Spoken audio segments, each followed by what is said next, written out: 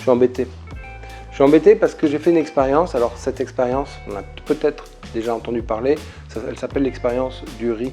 Tu sais, c'est le professeur Emoto qui a testé les effets de la cristallisation de l'eau suivant l'impact de la pensée. Et donc on voit cette expérience au travers l'évolution de deux tests, de deux riz différents qu'on va mettre dans un bocal. Un riz où on va écrire le mot amour et un riz où on va écrire le mot haine. Et alors, ces riz, il y en a un, tu vas l'encourager tous les matins, l'autre, tu vas l'insulter et tu vas voir qu'ils ne vont pas se développer de la même façon.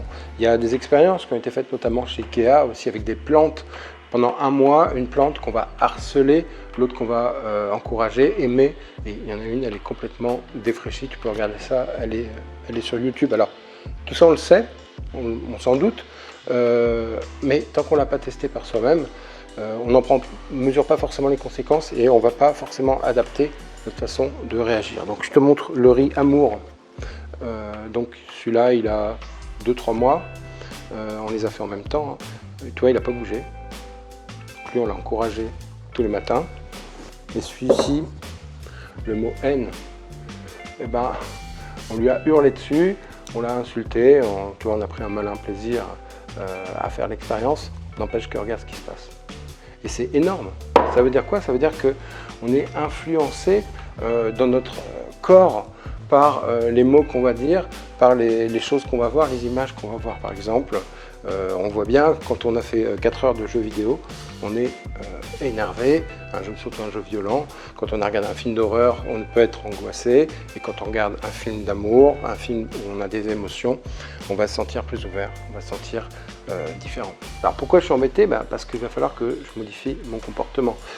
Moi, j'aime bien me moquer un petit peu gentiment des gens, mais tu sais, le sport préféré quand on est invité à manger, quand on rentre, c'est se rassurer en disant du mal. C'est rigolo de dire du mal. Oh, t'as vu comme elle a grossi, et puis t'as vu lui, il s'est servi 4 verres de vin. Donc il va falloir que je modifie tout ça. Mais ce qui nous intéresse, c'est l'immobilier. Comment est-ce qu'on peut utiliser cette expérience vis-à-vis de l'immobilier? Déjà, d'avoir un esprit positif, ça va bien sûr changer notre motivation, ça va changer aussi nos résultats. Si tu dis ça va être difficile, je ne vais pas y arriver, lui il y arrive parce que pour lui c'est plus facile, mais moi j'ai ci, moi j'ai ça, ça va encore rater. Voilà. Si tu as un esprit comme ça fermé, évidemment, il y a des chances que ça rate. Alors quand tu imagines ton projet, à toi de savoir auquel des deux tu veux ressembler. La même chose en termes de négociation. Quand tu visites un bien, la stratégie de beaucoup, c'est de dire ouais mais là, ça c'est à refaire, ça va coûter cher, la salle de bain, elle est vieillotte, la cuisine, il faut tout changer, ça va me coûter tant, voilà ce que je vous propose pour votre appartement, entre guillemets, de merde.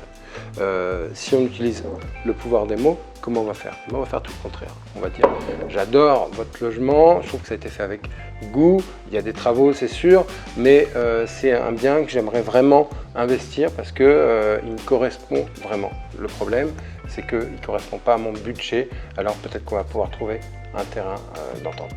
Tu vas pouvoir utiliser aussi cette expérience quand tu vas rédiger ton annonce. Tu vois l'importance des mots que tu vas choisir pour que rayonne une image positive de ton logement. Et je pense que la façon dont tu vas traiter ton locataire, ça va influencer l'état de ton logement. Si tu veux, si tu respectes ton locataire, il va prendre soin du logement. Si tu n'es pas respectueux, si tu lui loues quelque chose de dégueulasse ou de vieillot ou je sais pas pratique, mal fait, s'il te demande d'intervenir et que tu n'interviens pas parce qu'il y a un souci mais que tu as autre chose à faire, voilà comment tu vas retrouver ton appartement.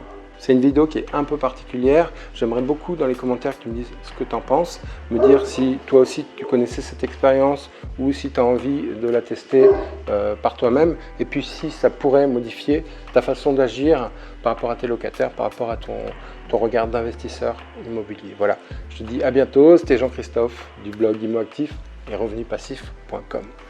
Ah ouais, puis on va faire un test. Je te propose de mettre des commentaires gentils en bas de la vidéo pour voir si ça influence mon état d'esprit et mon humeur. T'es gentil toi, et puis je trouve que ça te va bien, ce vert prairie comme ça, c'est frais, c'est avec ses fleurs, c'est joyeux, ce rose comme ça, c'est super. Et C'est bizarre parce qu'on dirait qu'ils t'ont dessiné une côte de porc sur le dos. Faut que j'arrête de dire du mal.